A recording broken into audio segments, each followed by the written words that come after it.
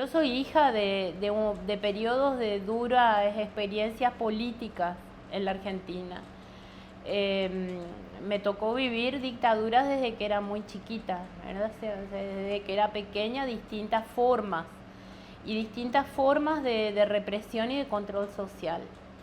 Y lo curioso del caso es que las personas que te rodean normalmente quieren olvidarse de lo que está sucediendo, de lo que pasó. Tuve una oportunidad maravillosa más o menos en los años finales de los 70, principios de los 80, de participar de un proceso de búsquedas que se hizo a nivel nacional en Argentina. Y en ese momento en la Argentina hubo un gran debate sobre quiénes éramos y qué éramos los argentinos.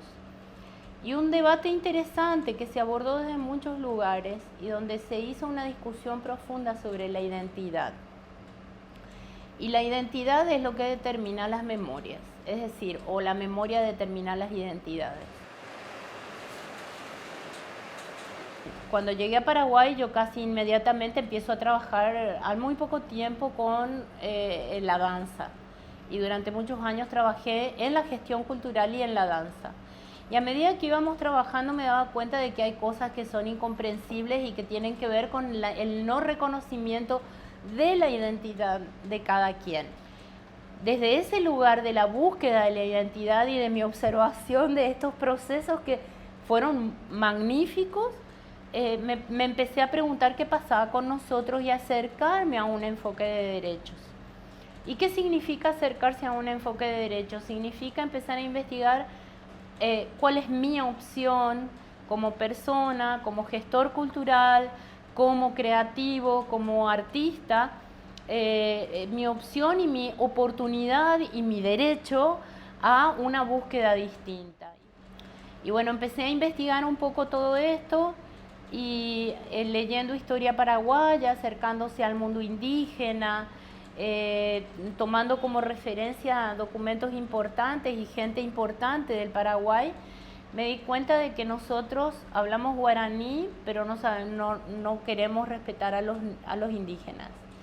Somos hijos de guaraníes porque todos nosotros somos mestizos, pero no queremos decir que nuestros ancestros fueron indígenas. Y ahí hay un quiebre, hay una negación de la memoria. Tenemos que construir memorias sociales y es indispensable que las construyamos, pero es necesario que haya un diálogo permanente entre esa memoria individual y esa memoria social.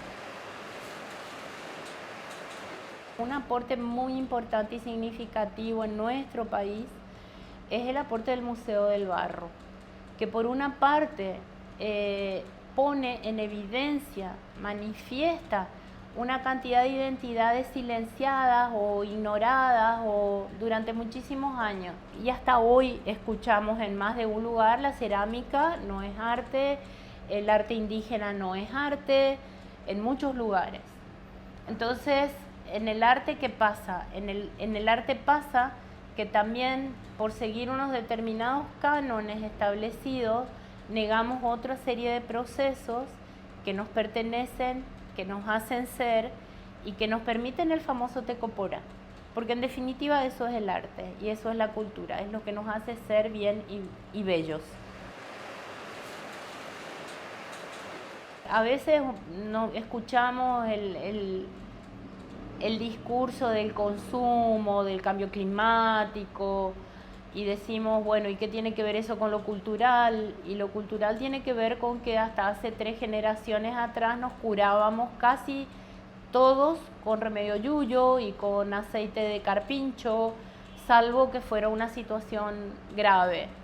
Y hoy por hoy las familias tienen presupuestos altísimos de dinero, para consumir medicamentos, y sin negar la ciencia que es necesaria y la estructura de la seguridad social que es necesaria, lo cierto es que estamos negando todo un conocimiento histórico que nos sirve para la vida. Esto no está despegado de los derechos humanos, no está despegado, y no está despegado de la memoria histórica como memoria de las violaciones de derechos. Porque el negar los conocimientos ancestrales también es una forma en que ciertos mecanismos de poder niegan el ejercicio de la memoria. Nosotros tenemos deudas históricas. Por ejemplo, dentro de la educación formal en el Paraguay todavía no se ha incluido un eje de memoria histórica, memoria reciente. Tampoco se han modificado los textos de historia. Necesitamos que la educación, las estructuras del Ministerio de Educación respondan, incluyan sólidamente unas materias, unos espacios para la memoria. Primero, que tenemos que tener políticas más serias. Nos hacen falta algunas leyes y regulaciones desde el Estado donde se permita el reconocimiento de la diversidad. También que se reconozca que la historia no es una sola. Había una canción que fue famosa en los 80 que decía: si la historia la escriben los que ganan, eso quiere decir que hay otra historia. Esa es la historia que tenemos que contar, o empezar a contar o seguir contando. Creo que sí es clave el espacio educativo, que es un espacio que prácticamente nuclea a un 80% probablemente o más de los jóvenes y niños, y eso es clave. Sería ideal que tuviéramos muchos medios de comunicación desde el Estado para divulgar estas cosas, pero creo que se hace en camino al andar.